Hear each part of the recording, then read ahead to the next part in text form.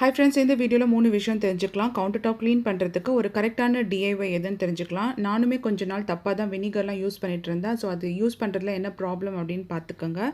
அடுத்து வந்து counter top clean பண்ணுற மெத்தட், எப்படி ப்ராப்பராக கவுண்டர் டாப் க்ளீன் பண்ணணும் அதையும் தெரிஞ்சுக்கலாம். மூணாவது வந்து கவுண்டர் டாப்பை டிஸ்இன்ஃபெக்டன்ட் பண்ணணும்னா அதுக்கு என்ன யூஸ் பண்ணணும் அப்படின்றதையும் இந்த வீடியோவில் தெரிஞ்சுக்கலாம். வீடியோ ஃபுல்லாக பாருங்கள். ஒரு வேளை புதுசாக வீடு கட்டுறீங்க, வாங்குறீங்க அப்படின்னா கவுண்டர் டாப்பை உங்கள் லைஃப் லாங் மெயின்டைன் பண்ணுறது எப்படின்னு தெரிஞ்சுக்கலாம். அது மட்டும் இல்லாமல் ஒரு வேளை உங்களுடைய கவுண்டர் டாப் வந்து ஆல்ரெடி ஒரு மாதிரி மங்கலாக ஆரம்பிச்சிருக்குன்னா இந்த வீடியோ உங்களுக்கு ரொம்ப யூஸ்ஃபுல்லாக இருக்கும். கண்டிப்பாக வீடியோ ஃபுல்லாக பாருங்கள்.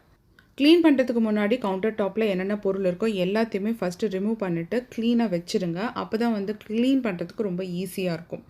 ரெண்டாவது, ஏதாவது ஒரு டிஷ்யூவோ இல்லைனா மைக்ரோ ஃபைபர் கிளாத்தோ வச்சு என்னென்ன ஏதாவது லெஃப்ட் ஓவர் இருக்கா அது எல்லாத்தையும் வந்து ஃபஸ்ட்டு எடுத்துருங்க.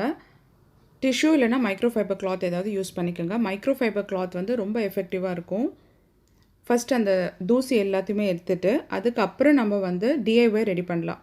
இதுக்கான டிஐஒய்க்கு 2 பொருள் தாங்க தேவை. ஒன்று, நீங்கள் என்ன டிஷ்வாஷ் லிக்விட் யூஸ் பண்ணுறீங்களோ அதை எடுத்துக்கோங்க. கூடவே ஏதாவது ஒரு எசென்ஷியல் ஆயில் யூஸ் பண்ணிக்கோங்க.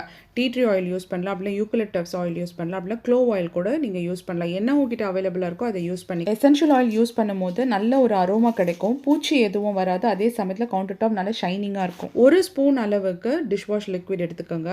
நார்மலாக நம்ம டிஷ்வாஷ் லிக்விட் வந்து ஒரு பாத்திரத்தில் கலந்து போடலிங்களா, அதே ரேஷியோ தான். ஸோ ஒரு ஸ்பூன் மட்டும் டிஷ்வாஷ் லிக்விட் எடுத்துகிட்டு ஒரு மூடி மட்டும் எசென்ஷியல் ஆயில் எடுத்துகிட்டு இதில் வந்து நம்ம தண்ணி ஊற்றி கலந்துக்கணும். ஒரு 5 மடங்கு தண்ணி ஊற்றினா கரெக்டாக இருக்கும். ரொம்ப நுரைச்சி இல்லாமல் ஓரளவுக்கு லிக்விடாக இருக்க மாதிரி பார்த்துக்கோங்க. ஸோ நான் தண்ணி ஊற்றிட்டு இவ்வளோ தாங்க அந்த டிஐஒய். இது தவிர்த்து நீங்கள் வினிகர் எதுவும் யூஸ் பண்ணாதீங்க. ஏன்னா வினிகர் வந்து அசிடிக்ன்றதுனால லாங் டர்மாக இந்த மாதிரி கல்லில் செஞ்ச எந்த கவுண்டர் டாப்பாக இருந்தாலும், மார்பிள், கிரானைட்ஸ் இதிலெல்லாம் எதுவாக இருந்தாலுமே வந்து இந்த அசிட் பட்டு இந்த வினிகரோட ஆசிடிக் பட்டு ரொம்ப மங்கலாக ஆரம்பிக்கும். அதுதான் உங்களுடைய கவுண்டர் டாப் ஷைனிங்காக இல்லாததுக்கு ரீசன். இந்த டிஐஒய் யூஸ் பண்ணி பாருங்கள், உங்களோட கவுண்டர் டாப் கண்டிப்பாக ஷைனிங்காக இருக்கும். ஸோ இப்போ இதை நல்லா ஸ்ப்ரே பண்ணிவிட்டு ஒரு 2 மினிட்ஸ் விட்டுடுங்க. அதுக்கப்புறம் ஏதாவது ஒரு ஸ்க்ரப் போட்டு நீங்கள் இதை துடைக்கலாம். உங்களுக்கே தெரியுதுங்களா அந்த அழுக்கு எவ்வளோ க்ளீனாக போகுது பாருங்கள். அவ்வளோ அளவுக்கு இது யூஸ்ஃபுல்லாக இருக்கும். ஸ்க்ரப் போட்டு முடித்த உடனே தண்ணி தொட்டு ஏதாவது ஒரு மைக்ரோ ஃபைபர் கிளாத் வச்சு அதை வைப் பண்ணி எடுத்துருங்க. இப்போ பார்த்தீங்கன்னா உங்களுக்கு அவ்வளோ டிஃப்ரென்ஸ் தெரியுது பாருங்கள் கவுண்டர் டாப்பில். கிச்சன் க்ளீனிங் பொறுத்த வரைக்கும் 2 விஷயம் கண்டிப்பாக ஞாபகம் வச்சுக்கோங்க. யூஸ் பண்ண உடனே, இப்போ பாத்திரம் காலையில் யூஸ் பண்ணுறீங்களா அதை எடுத்து வச்சுட்டு அப்பப்போவே க்ளீன் பண்ணிட்டிங்கன்னா லாங் டைம் ரொம்ப ஷைனிங்காக இருக்கும். அதனால் எப்போவுமே வந்து உடனே க்ளீன் பண்ணிவிடுங்க.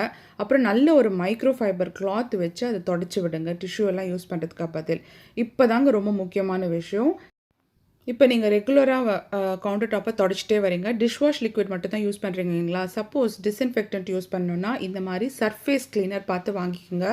பின்னாடி வந்து டிஸ்கிரிப்ஷனில் பாருங்கள், அதில் எத்தனால் பேஸ் பண்ண டிஸ்இன்ஃபெக்டன்ட் இருக்கும். நார்மல் டெட்டால் நம்ம யூஸ் பண்ணுறோம் இல்லைங்களா, அது யூஸ் பண்ணக்கூடாது. சர்ஃபேஸ் கிளீனர்னு பார்த்து கேட்டு வாங்கிக்கோங்க. நார்மலாக நம்ம ஹேண்ட் வாஷ் பண்ணுறதுக்கு அப்புறம் நார்மல் டெட்டால் இருக்குது இல்லைங்களா, ஃப்ளோர் கிளீனர், அதெல்லாம் கூட யூஸ் பண்ணக்கூடாது. ஏன்னா அதெல்லாம் வந்து ஐசோப்ரோபைல் ஆல்கஹால், இது வந்து எத்தனால் பேஸ்டு ஆல்கஹால். இதை வந்து ஜஸ்ட்டு ஸ்ப்ரே பண்ணி விட்டுட்டு ஒரு 2-3 மினிட்ஸ் தான் கொடுங்க. அப்போ தான் அந்த டர்ட், அந்த அழுக்கெல்லாம் வந்து மேலே வரும். சர்ஃபேஸ் கிளீனர் இப்படி தாங்க யூஸ் பண்ணணும். போட்டுட்டு உடனே வைப் அவுட் பண்ணக்கூடாது. அது கொஞ்சம் நேரம் விடணும். அதுக்கப்புறம் ஒரு வெட் கிளாத் எடுத்து இதை வைப் அவுட் பண்ணிவிடுங்க. அவ்வளோதான், வேறு எதுவுமே பண்ண தேவையில்லை. ஜஸ்ட் இதை வைப் அவுட் பண்ணி எடுத்துட்டாவே டிஸ்இன்ஃபெக்ட் ஆகிருக்கும். ஸோ கவுண்டர் டாப் பொறுத்த வரைக்கும் இது எல்லாத்தையும் பார்த்துக்கோங்க. உங்களுடைய கவுண்டர் டாப்பை லாங் டேர்ம் மெயின்டெனன்ஸ்க்கு இந்த வீடியோ யூஸ்ஃபுல்லாக இருந்திருக்கும்னு நினைக்கிற. வீடியோ பிடிச்சிருந்தா மறக்காமல் லைக் பண்ணி சப்ஸ்கிரைப் பண்ணி உங்கள் ஃப்ரெண்ட்ஸுக்கும் ஷேர் பண்ணுங்கள். ஏதாவது டவுட்ஸ் இருந்தாலும் கீழே கமெண்ட் பண்ணுங்கள். தேங்க்யூ.